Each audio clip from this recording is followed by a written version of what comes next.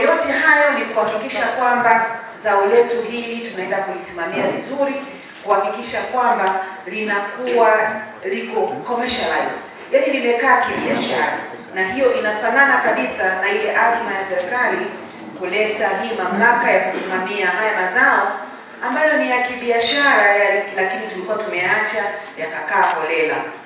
Kwa hiyo ndio jambo kubwa. Kwa hiyo Mheshimiwa mgeni rasmi, naomba tu nianze kwa ufupi kuelezea maazimio ambayo tulikuwa nayo very quickly, lakini vile vile nitakaribisha technical officer kutoka COPRA kuweza kutoa wasilisho la urasimishaji.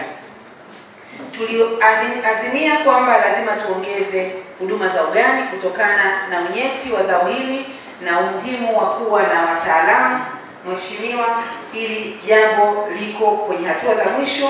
Ifikapo Novemba tutaanza kugawa. Tayari hawa vijana wameshafanywa usaili, wako pale SUA na wanajaribu kupata ujuzi, na baada ya hapo tutawaleta kwenye halmashauri mbalimbali. Kuanzia mwaka 2020 tulipofungua hili soko la Afrika Kusini, Tanzania ikaanza kwenda kwa kasi kuingiza, na tumeweza kutoa kabisa Spain na tumeweza kuitoa Israel.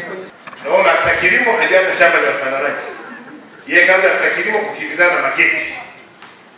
Yaani yeye ukuu wake unaendana kwenye management ya halmashauri ni kutoa taarifa ya makusanyo ya ushuru wa parachichi, makusanyo ya ushuru wa kiasi, makusanyo ya ushuru wa mahindi.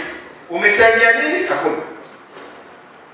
Kwa nadhani kwamba mjadala tutazungumza, lakini tuwape nafasi wakulima waanze kuzungumza.